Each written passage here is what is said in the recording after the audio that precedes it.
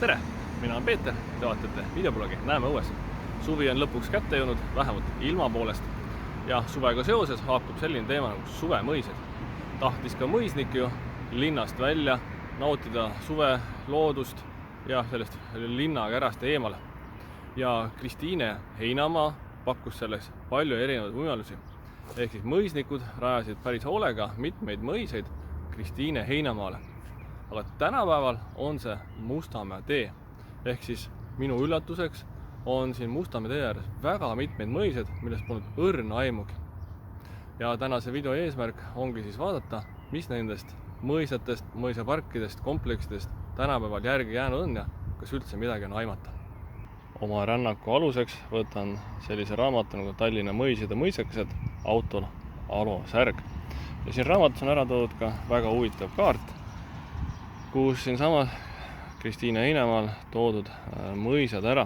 Loomulikult oli neid mõiseid siin veel, aga praegu siis lähtungi neist 8 mõisest, mis siin kaardi peal ära toodud on.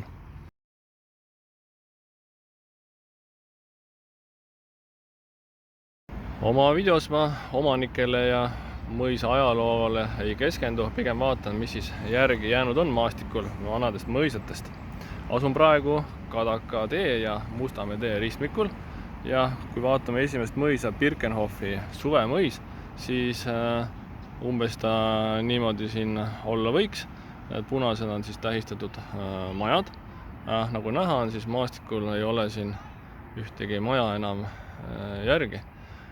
Siia territooriumile oli 20. sajandi keskel rajati aiand. Sellest ajast võib-olla mõned ilupuud siin on, aga jah, muidu ei ole siin vanast mõisa teemast midagi näha.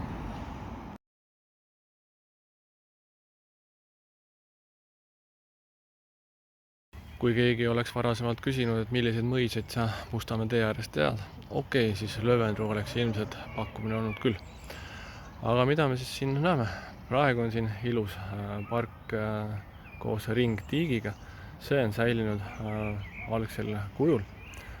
Küll mida ei ole, on peahoone, mis on siis selle lõvikuju juures. Ja kusjuures lõvikujusid oli ka 2. Praegu on ainult 1 säilinud. Lisaks on säilinud ka hobusetall ja jääkelder. Park iseenesest on oluline inimeste jaoks rohelisus viibimise mõttes, aga ka linnuliigi, siin on lausa 22 erinevat linnuliiki leitud pesitsemas. Nii et loodetavasti siis ikka park säilib ka pikemal ajal.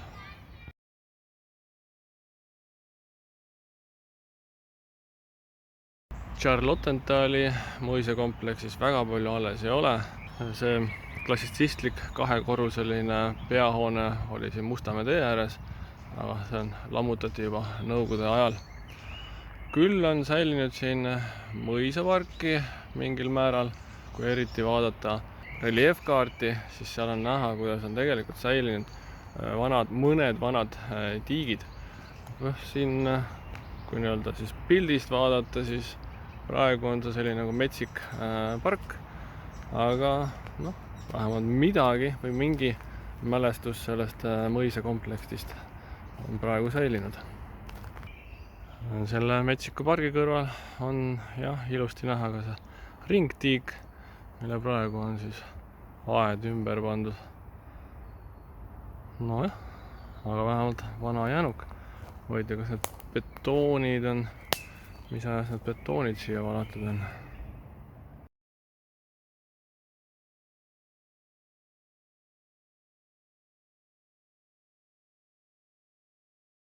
Eemal paistab seal Marja tänava ja Mustamäe tee ristmik. Selle vastas oli siin Gertrundenlusti suvemõis ning siit lõuna poole oli Marientali suvemõis.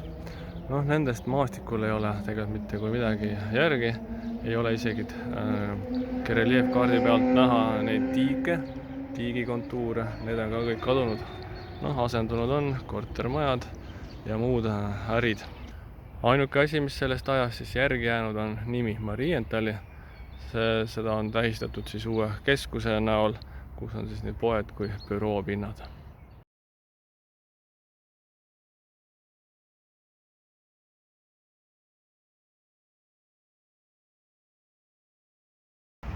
olen nüüd Paldiski maantee lähistel Eesti Talleksi drenaaži ekskavaatori juures. Siin on ka väike pargikene ja olen jõudnud Blankenthali suvemõisa territooriumile. Kahjuks ühtegi hoonet alles ei ole. Pärast teist maailmasõja rajati siia tööpingitehas, hiljem siis ekskavaatortehas Tallex ja 1980. aastaks olid ka kõik vanad mõisahooned lammutatud. Ma ei ole küll dendroloog, aga võib-olla mõni puu, suurem puu on siit pärit ka sellest mõisa ajast. Aga vähemalt võiks öelda, et midagigi on säilinud.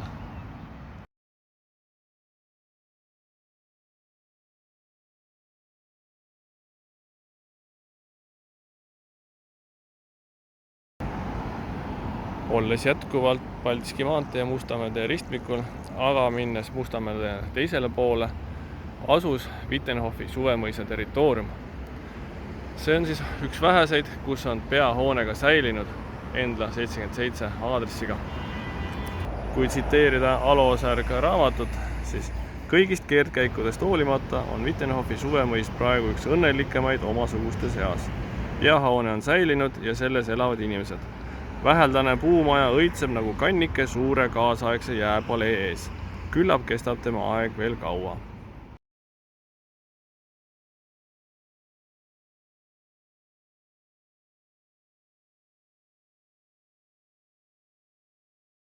Kui siiani kõik teised suvemõisad asusid tinglikult Mustamäe tee ääres, siis viimane tuleb mööda Endla tänavat minna natuke eemale Mustamäe teest. Tegu on siis Sederhilmi suvemõisa territooriumiga. Ka siin on peahoone säilinud, hilisklassitsistlik, samastele toetuv kinnise verandaga härrasmaja valmis 1850 aastatel. Alumine korrus on kivist, ülemine puidust. Mõisakompleksi juurde kuulus ka park, mis on tänaseni ka osaliselt säilinud. Eks suuresti on ka uusarenduste alla läinud, aga praegu pargis asuvad ühed vanimad lehised. Lisaks on ka siin mänguväljakud ja koerte jalutusväljak. Mõisarännak hakkab lõppema. Minu jaoks kõige suurem üllatus oli just see viimane Sederhilmi mõisakompleks. Ärge sinna mõisahoone juurde või vana mõisahoone juurde minge, see on eraterritoorium, mind juba aeti sealt minema. Aga see mõisapark, mis mul siin selja taha jääb, see on täitsa avalik ruum. Nii et avastage ikka vanu huvitavaid kohti ja vaadake, mis neist säilinud on. Minu poolt aga näeme uues.